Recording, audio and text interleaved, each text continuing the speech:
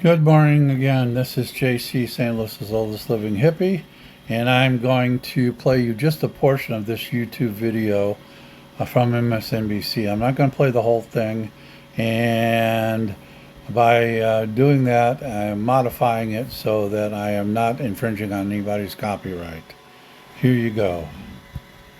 Well, at this hour, the Republicans in the House of Representatives are desperately trying to figure out how to pass a bill that Donald Trump urged them to vote for today, apparently not realizing that if Republicans do pass this bill, they will lose the House of Representatives in the next election, and that would once again expose Donald Trump to the possibility of being impeached by the House of Representatives when it is controlled by the Democrats. Donald Trump will have 2 years of impeachment exposure there, with Hakeem Jeffries as the possible next Speaker of the House of Representatives, if the Republicans managed to do what they're trying to do tonight. That will be partly the result.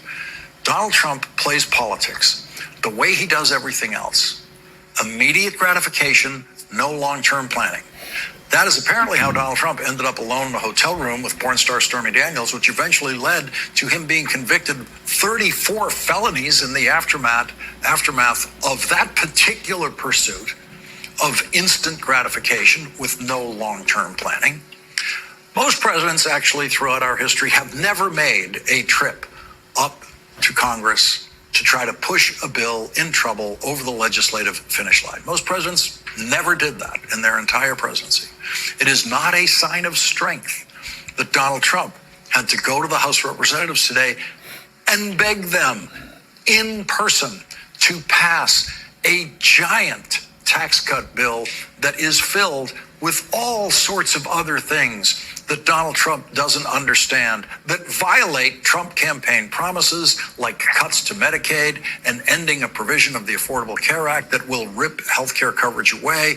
Between the Medicaid and the Affordable Care Act, a total of 13 million people, according to the expert projections of the nonpartisan Congressional Budget Office. And as of now, right now, Republicans do not have the votes to pass that bill in the House of Representatives. But Politico is reporting tonight, Speaker Johnson's leadership circle believes they can lean on the final holdouts until they break, possibly with help from Trump.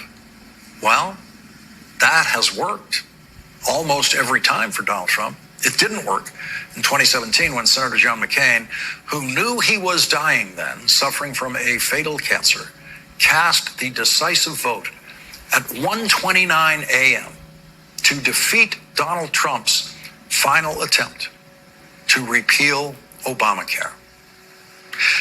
It's always in the middle of the night because the congressional leadership, trying to pass a difficult bill by one vote, is always trying to rush it, because the longer you let members think about it, maybe sleep on it, a difficult vote, the less likely you are to get that difficult vote from those members. And in the end, leadership uses the physical fatigue of the middle of the night session as another way of crushing the strength of the holdouts. And so, in the middle of the night tonight, the weak Republican Speaker of the House will try to get a vote through the Rules Committee beginning at 1 a.m.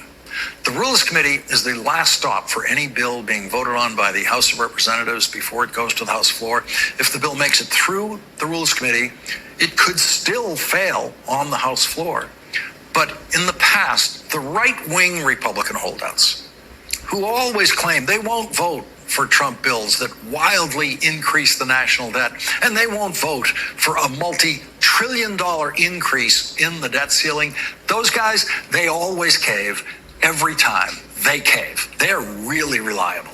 They are never telling the truth when they say they won't vote for a Trump bill. Chip Roy of Texas, every time does the same grandstand performances, holds out for a few days about how outrageous it is that we have not brought the budget deficit to zero and eliminated the national debt, and how dare we raise the debt ceiling again. Chip Roy has voted to increase the national debt by greater amounts than the national debt increased during the entire Senate career of Joe Biden.